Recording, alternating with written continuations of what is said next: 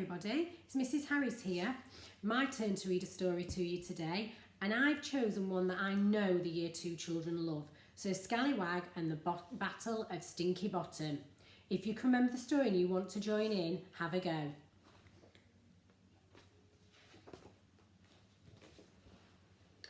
King Colin was a foolish man with a very little brain. But in his ancient castle was a library all the same. He mainly kept the shelves stocked up with doughnuts and baked beans. But he sometimes brought in comic books and football magazines. His forebears, though, unlike the king, were men of great discerning, who had filled this room for many years with wisdom, truth and learning. One Sunday Colin told his queen, "By diddums toodaloo, the royal tom-tom's grumbling for a little treaty poo." So he shuffled to the library for a snack and a relax, but just before the doughnut shelf he stopped dead in his tracks.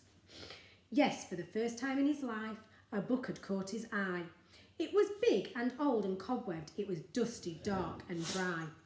The spine just seemed to draw him in, and although he wasn't clever, he managed to make out the title, How to Live Forever.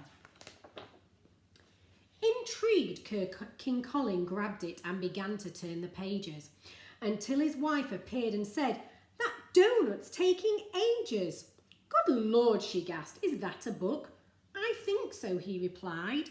"At least it seems to have a lot of words and stuff inside." "But listen, this is marvellous," he bellowed with a chortle. "There's a giant golden sausage that could make us both immortal. Just think how weepy you would be if Diddums went and died. We need our finest knight for this." "Sir Scallywag," he cried. "I know you're only 6 years old," the king began explaining, "but all my other knights at arms are off at knitting training. And besides, they're also hopeless, that they'd not know what to do. And you're the Prince of Danger, you're the King of Daring Do." Sir Scallywag said, "Highness, I am ready and I am armed. Now tell me all about this quest. Your wish is my command."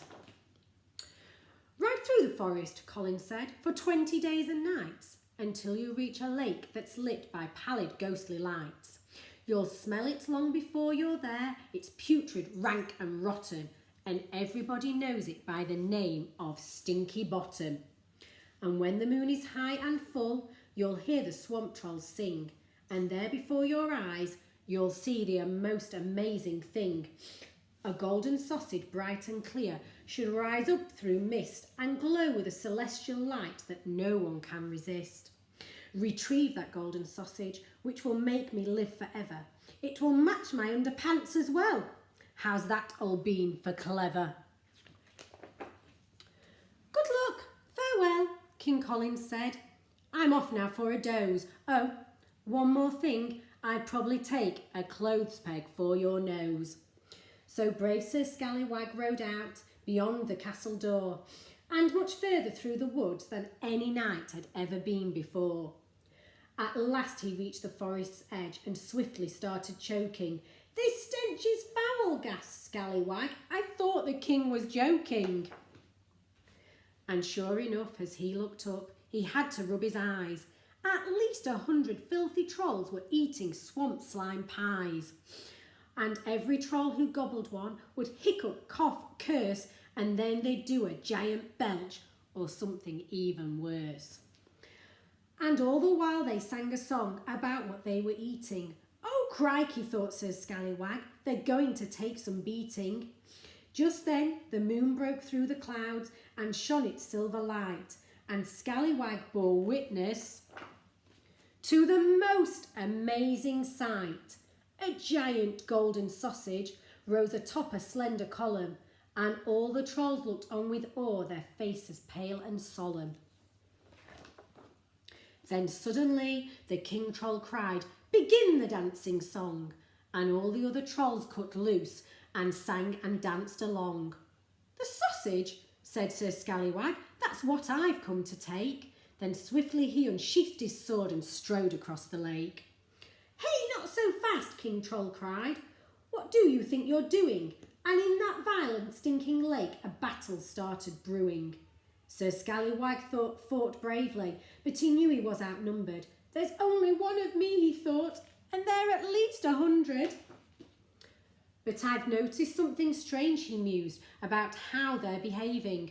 Food songs seem to make them eat, and dance songs start them raving. And now they're singing fighting songs. It looks as though I'm losing. So I'm going to sing a sleeping song and see if they start snoozing.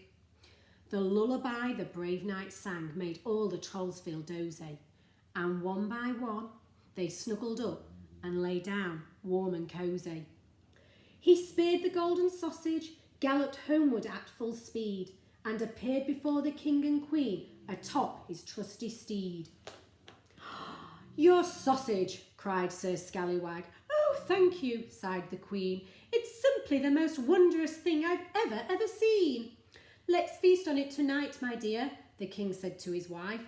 "Oh, how I'm looking forward to our everlasting life." He took the golden sausage to his kitchens and said, "Please prepare this as a casserole with chips and mushy peas." But the chef's dog grabbed the sausage and he scarpered down the lane, where he gulped it down completely and was never seen again.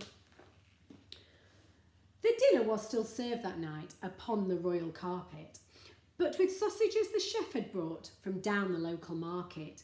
The king and queen knew nothing, but you still could hear them say, "Oh, Diddums, I adore you. You look younger every day." And what became of that poor dog? Yes, that's the only question. Well, we'll find him in his bed with everlasting indigestion. So you may not live forever, even with that sausage stew, but for a life that's full and happy, just be good and kind and true. I hope you enjoyed that story. Remember, there's 2 or 3 other Sir Scallywag stories that you could read as well. Take care of each other, and I hope to see you very, very soon.